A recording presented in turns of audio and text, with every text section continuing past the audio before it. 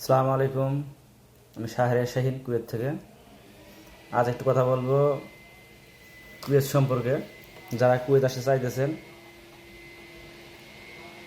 তাদের জন্য একটু জরুরি বার্তা।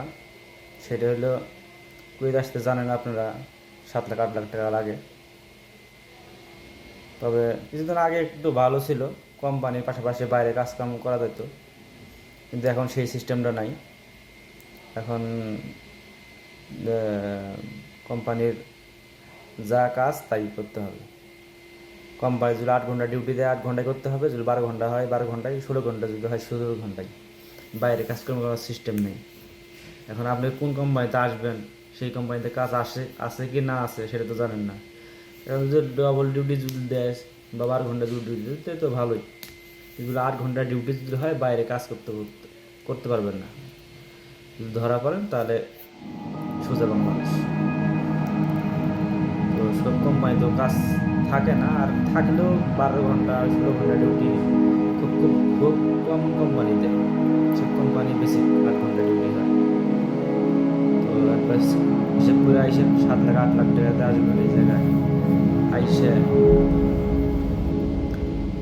এই 8 ঘন্টা ডিউটি করে কবে সেই টাকা উঠাইবেন সেই চিন্তা ভাবনা করে আইসেন। আর আসার আগে অবশ্যই একটা জিনিস খুঁজে রাখবেন, সেটা হলো এই বর্তমান কুয়েতে কিছু কিছু কোম্পানি আছে, আসার পরে যখন আকামা লাগাইবেন 1 বছর আকামা লাগাই দেয়। আসার পরে আপনি যে নতুন আসবেন 1 বছর আকামা লাগাবেন কোম্পানি, তারপরে আবার যখন আকামা লাগাইতে যাবেন তখন আবার দেখা যাচ্ছে 600 700 800 এই ধরনের এরকম আবার টাকা নেয়। দেখা যাচ্ছে আবার 4 5 লাখ টাকা করে লাগে। আপনার বেতন হইলো বাংলাদেশি টাকায় 20,000 বা 22,000 টাকা এরকম বেতন হয়, এর মধ্যে নিজের খাওয়া। তো আবার যদি বছর শেষে 4 5 লাখ টাকা দেওয়া লাগে কোম্পানিরে, তাহলে আপনি চিন্তা করেন তো এই টাকা কীভাবে উঠাইবেন। আর আর বছরে বছর যা ইনকাম করবে তা কোম্পানিরে দেবেন, তাহলে আপনি বাড়িতে পাঠাবেন কি। তারপর আগে একটু ভালো ছিল, লোকজন ভালো ছিল, কিছু টিপস পাওয়া যেত, যে যে জায়গায় কাজ করছে সেই জায়গায় বাইরে কাজ বাজ করা যেত, কিন্তু তারপরে মানুষ থাকছে। কিন্তু এখন বাইরে কাজ করার একদম সিস্টেম নেই, প্রচুর চেক। এই হলো ব্যাপার। আমি যে জায়গায় কাজ করি এই জায়গায় একটা কোম্পানি আছে, প্রতি বছর বছর টাকা নেই এরকম। তো এখন শুনতেছি, বলতেছে যে আবার টাকা দাও, 800 টাকা না 300 টাকা, তোর সঠিক ইয়া নেই। আর যদি টাকা দাও তাহলে কোম্পানি থাকতে পারবা, না অন্য কোম্পানিতে যদি যাও তাহলে দিতে হবে 500 টাকা কি 550 টাকা। তাহলে বাংলাদেশে প্রায় 2 2.5 লাখ টাকার মতো। তাহলে বেতনে যদি 20 22 হাজার টাকা হয় বছরে, হয় 2.5 লাখ টাকার মতো। এর মধ্যে ফির নিজের খাওয়া, যদি বাইরে কাজকর্ম করতে না পারে, এই কোম্পানি যদি 2 বছর বছর 2 2.5 লাখ টাকা করে দেওয়া লাগে, 3 লাখ টাকা দেওয়া লাগে, তাহলে এই কোম্পানি থাকা না থাকার সমান। মানুষ এত টাকা খরচা করে আসে, এত স্বপ্ন নিয়ে আসে, আসার পরে যে এরকম হয় তাহলে কেমন হয়। একমাত্র যারা আসে তারাই শুধু এই ব্যাপারটা বুঝতে পারে বা তাদের ফ্যামিলি জানে।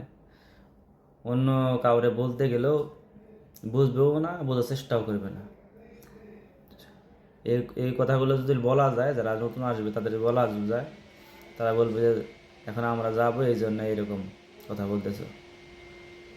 আর যদি বলা যায় যে আমরা 16 ঘন্টা ডিউটি করে এরকম 30,000 40,000 টাকা ইনকাম করি, যেমন আমাদের কোম্পানি এরকম টাকাটুকু নেয় না, সব কোম্পানিতে এরকম না।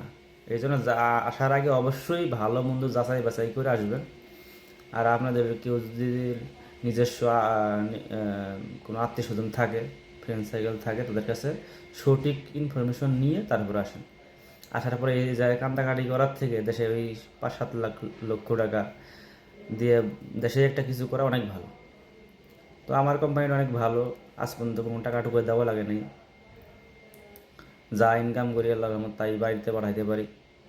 তো অনেকে জিজ্ঞেস করে যে তোমার বেতন কীরকম, আমি বলি এরকম 16 ঘন্টা ডিউটি হয় 40,000 45,000 টাকা।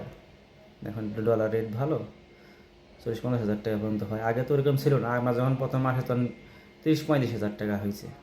ডলার রেট কম ছিল, এখন তো ডলার রেট বেশি, এই জন্য একটু বেতনটা বেশি হয়েছে। কিন্তু বেতন আমাদের 8 9 বছর আগেও যেরকম বেতন ছিল এখনও বেতন ওই রকমই, কিন্তু ডলার রেট বাড়ছে এই কারণে একটু বেতনটা বেশি হয়। কিন্তু কারোরে এটা বোঝাইতেই পারি না যে বেতন এটা এরকম। সবাই বলে 7 লাখ 8 লাখ টাকা দিয়ে কুয়েত যাইতে লাগে, এরকম 30,000 40,000 50,000 টাকা বেতন হইলে তো লাভ কি? 1 টাকায় নাকি বাংলাদেশে 400 টাকা, এত কম বেতন, মিথ্যে কথা নাকি আমরা বলি? এই হলো ব্যাপার। যারা আসে তারা বুঝতে পারে ব্যাপারটা, কিন্তু দেশে দেশে থাকতে কেউ এই কথাটা বুঝে না। তো যাই হোক, বোঝা না বোঝা সে তাদের ব্যাপার। আপনার কেউ যদি কুয়েত আসার চিন্তাধারা থাকে তাহলে এই বিষয়গুলো অবশ্যই মাথার মধ্যে নেবেন। যদি যদি আসেন তো ভালো ইনফরমেশন নিয়ে যাই না বুঝে তারপরে আসবেন। আসার পরে যেন কান্দাকাটি করার না যেন না লাগে। আর এই বিষয়ে কুয়েতের বিভিন্ন বিষয়ে যদি কোনো ভিডিও কোনো কিছু জানার থাকে আপনার, তা আমি ভিডিওর মাধ্যমে আপনারা জানাতে পারবো। তো আমার কমেন্ট বক্সে কমেন্ট করেন কী বিষয় জানতে চান। আর আমার এই ফেসবুকটা করেন, ফলো করে রাখেন। আর ইউটিউব চ্যানেল আছে, সাবস্ক্রাইব করে দিন, লাইক কমেন্ট শেয়ার করেন, যাতে করে আপনার মতো অন্য আপনাদের ভাই বন্ধু আত্মীয় স্বজন তারাও দেখতে পারে, একটু হইলেও হয়তো বা উপকৃত হইতে পারে। ঠিক আছে, আসসালামু আলাইকুম।